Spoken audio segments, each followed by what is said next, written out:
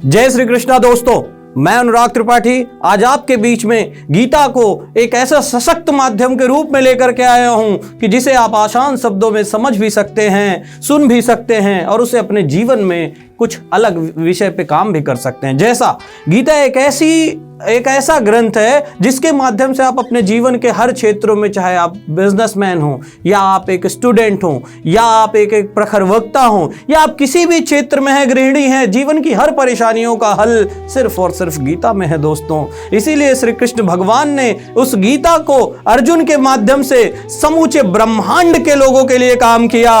हम भारतवासी बहुत बहुत बहुत भाग्यशाली हैं कि हमारे श्री कृष्ण भगवान हमारे ही वहां के थे। आज अन्यत्र देशों में उन्हें सुना जाता है, देखा जाता है, समझा जाता है और उनकी बातों पे विचार करके नए नए आविष्कार किए जाते हैं। तो आज वो आविष्कार आप भी करिए। इसी उद्देश्य के तहत मैं गीता को एक सरल भाषा में सिर्फ हिंदी में आपके बीच में लेकर के आए, वो भी बिना किसी श्लोक के। तो आगे बढ़ते हैं दोस्तों पहले अध्याय की तरफ। पहला अध्याय का नाम है अर्जुन विषाद योग। अर्जुन विषाद योग की अगर मैं बात करूं तो अर्जुन की स्थिति ऐसी हो गई है कि वो सोच रहे हैं कि उन्हें क्या करना है, किस लेवल पे करना है, किस लेवल पे वो लड़ाई करें। उस समय श्री कृष्ण भगवान आते हैं और अर्जुन को समझाते हैं कि ये लड़ाई करने से तुम अपने जीवन में क्या कर सकते हो और तुम्हारे लेवल पे तुम क्या आगे काम कर सकते हो, उस विषय की बातें श्री कृष्ण भगवान अर्जुन को समझाते हैं। तो सबसे पहले जो कुछ 10 बातें 11 बातें निकल करके आती हैं इस पहले चैप्टर से, वो सिर्फ मैं आपके सामने रखता हूं। नहीं तो बहुत बड़ा गीता, अगर मैं पूरे में जाऊंगा तो समय बहुत लगेगा। तो पहली बात जो निकल करके आती है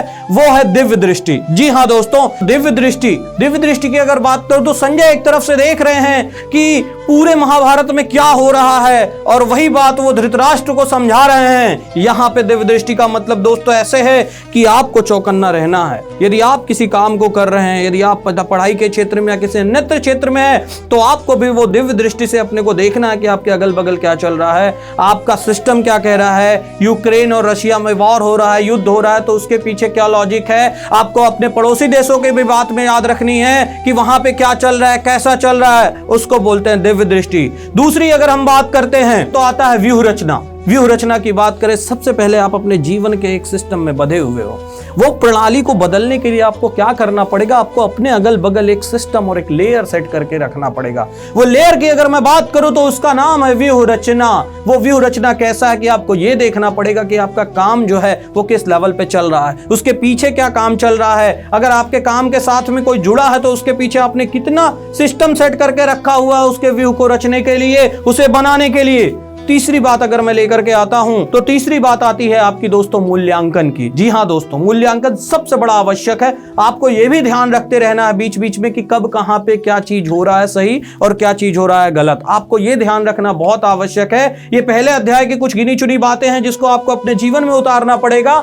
आपको मूल्यांकन करना बहुत ही जरूरी है। आपको यह पता होना चाहिए कि आप जो कर रहे हैं उसका एक्चुअल मूल्यांकन है क्या, उसका मूल्य क्या है, उसका अंकन किस लेवल पे आपको करना है, वो आपको करना बहुत आवश्यक है। तीसरी अगर हम बात करें तो रिस्क मैनेजमेंट, अगर हम इंग्लिश में बोलेंगे तो आएगा, और हिंदी में अगर हम बात करें तो आता है जोखिम को देखना। हमेशा कोई भी व्यक्ति जब बिजनेस करता है या बिजनेस स्ट्रैटेजी लेकर के चलता है, या एक स्टूडेंट है वो पढ़ाई करता है, एक गृहिणी वो घर पे अपने काम करती है, तो उस जगह पे भी हमको ये रिस्क मैनेजमेंट देख करके चलना बहुत जरूरी है। वो रिस्क मैनेजमेंट कैसे होगा, आपको ये पहले पता होना चाहिए कि ये जोखिम आएगा तो उसका आकलन किस लेवल पे हमको करना है। अगर ये प्रॉब्लम आती है हमारे बिजनेस में या हमारे कार्य में तो उसको लेकर के आगे कैसे बढ़ना है, उसका भी रास्ता हमको ये गीता देता है और उसका भी रास्ता ये हमको गीता समझाता है। तीसरी बात करें तो बात होती है पूर्व तैयारी की। जी हाँ दोस्तों, सबसे ज्यादा जो जरूरी चीज है वो है पूर्व तैयारी। आपको पहले से ही तैयारी बना करके रखनी पड़ेगी। किसी भी कार्य में अगर आप जा रहे हो तो आपको पूर्व में तैयारी लेकर के चलनी पड़ेगी। पूर्व तैयारी का मतलब होता है आपके टीम को लेकर के चलना, आपके साथ में चलना।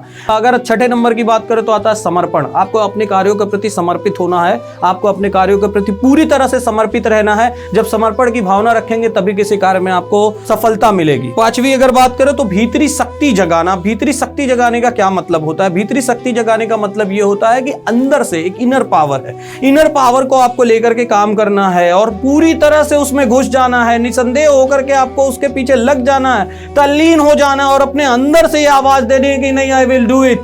और वो एक कहावत है, if you have burning desire then you will do everything. उस तरीके से सोच के आपको वो कार्य को करना है।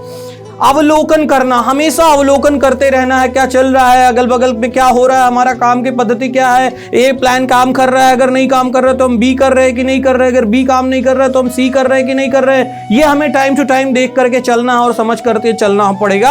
अगर हम वो अवलोकन समय समय पे करते रहेंगे तो हमें कभी भी समस्या और परेशानियों का सामना नहीं करना पड़ेगा। निसंदेह जो सबसे बड़ी बात होती है, वो किसी भी कार्य को जब आप करते हैं ना तो आपके मन में शंका आती है, ये काम करूं ना करूं, ये काम करूंगा अच्छा होगा नहीं होगा, इस काम को करने से इसमें सफलता मिलेगी नहीं मिलेगी। अगर आप वो करके करेंगे ना तो कभी पॉसिबल नहीं होगा दोस्तों कि आप सफल होंगे। आपको निसंदेह आपको घुस जाना है, लग जाना है, एकदम तल्लीनता से उसमें लग करके काम करना है। निसंदेह भावना से निकल करके आगे आना है कि नहीं मुझे ये करना है, कुछ भी हो जाए मुझे ये करना है करना है करना है। भावना नियंत्रण, अब भावना नियंत्रण की अगर हम बात करें दोस्तों तो सबसे पहले आपको कंट्रोल, वो एक अपने भावनाओं पे आपको नियंत्रण लेकर के काम करना है कि एक्चुअल में आप क्या कर रहे हैं। अगर आप अपनी भावनाओं पे नियंत्रण रखेंगे ना तो कभी भी परेशानी नहीं आएगी आपको। तो अपनी भावनाओं पे भी आपको नियंत्रण रखना है और अपने काम को करते हुए किसी भी परिस्थिति आए आपको हमेशा अपने कंट्रोल में लेकर के चलना है। उपदेशक एक आपका साथ में होना चाहिए। अगर मैं उपदेशक की बात करूं तो आपका एक मेंटर होना बहुत आवश्यक है आपके जीवन में, जो आपको समय समय पे सही और गलत की बातें बताता रहे, जो आपको सही समय पे सही और गलत का आकलन करके समझाता रहे। अगर वो व्यक्ति आपके जीवन में रहेगा तो वो व्यक्ति से आप बहुत कुछ सीखेंगे और जीवन में आगे बढ़ेंगे। दोस्तों ये पहली सीरीज है, पहली सीरीज में आज मैं जो बातें आपको बता रहा हूं वो गीता की जो पहले अध्याय के सारे श्लोक हैं उसका एक सार है, वो मैं निकाल करके लाया हूं। अगले अध्याय में भी हम बहुत सारी बातें आपसे करेंगे। तब तक आपसे इतना ही चाहेंगे, प्लीज इस वीडियो को सब्सक्राइब करिए, मेरे चैनल को सब्सक्राइब करिए, वीडियो को लाइक करिए और जीवन में इस गीता के माध्यम से अपने जीवन में कुछ अच्छा करिए। मेरा उद्देश्य यही है कि आप गीता के माध्यम से अपने जीवन में कुछ अलग करिए। इसको धर्म ग्रंथ की बात मत समझिए, इसको जीवन का, अपने जीवन का एक ऐसा आधार समझिए जिससे आप अपने जीवन में जीते हैं। और मैं आपको यह दावा करता हूं कि जब आप पूरे 18 सीरीज को सुनेंगे तो आपके जीवन के किसी भी प्रश्नों का ऐसा उत्तर नहीं होगा जो आपको इस गीता में ना मिले।